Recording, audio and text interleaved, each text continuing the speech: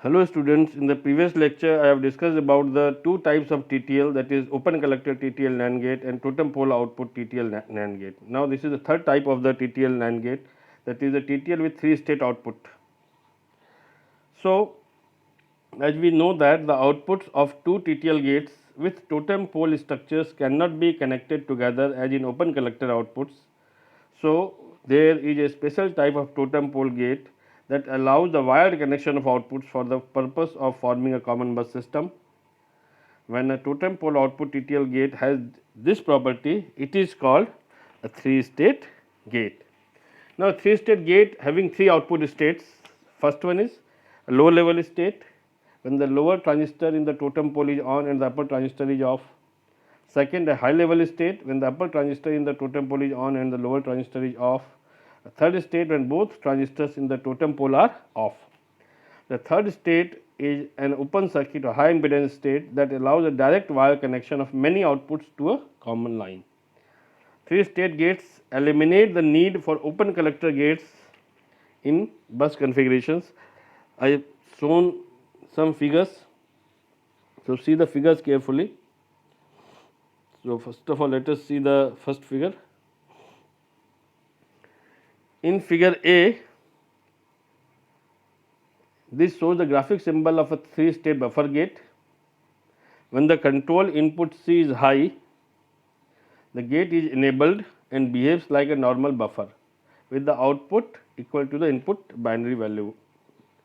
But when the control input C is low, the output is an open circuit which gives a high impedance or third state regardless of the value of input A.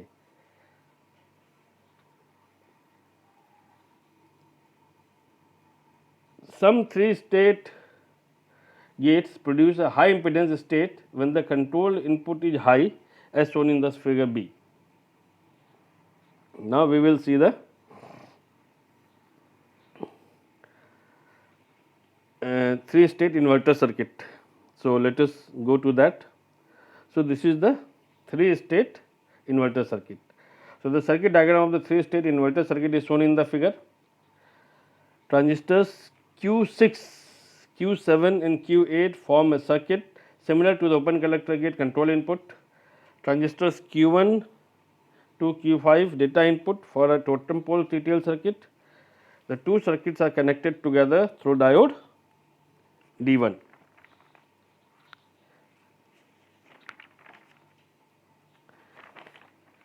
As in open collector circuit, transistor Q8 turns off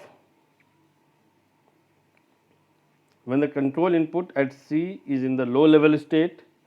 This prevents diode D1 from conducting. In addition, the emitter in Q1 is connected to Q8, has no conduction path. Under this condition, transistor Q8 has no effect on the operation of the gate, and the output in Y depends only on the data input at A. When the control input is high, transistor Q8 turns on and the current flowing from VCC through diode D1 causes transistor Q8 to saturate. The voltage at the base of Q5 is now equal to the voltage across the saturated transistor Q8 plus 1 diode drop or 0.9 volt. This voltage turns off Q5 and Q4 since it is less than 2 VB drops. At the same time, the low input to one of the emitters of Q1 forces transistor Q3 and Q2 turns off. Thus, both Q3 and Q4 in the totem pole are turned off and the output of the circuit behaves like an open circuit with a very high output impedance. A 3-state bus is created by wiring several 3-state outputs together. At any given time, only one control input is enabled while all other outputs are in the high impedance state. The single gate not in a high impedance state can transmit binary information through the common bus. So this is about the TTL 3-state output. So just prepare, TTL is very important NAND gate. So you must prepare it carefully. Thank you.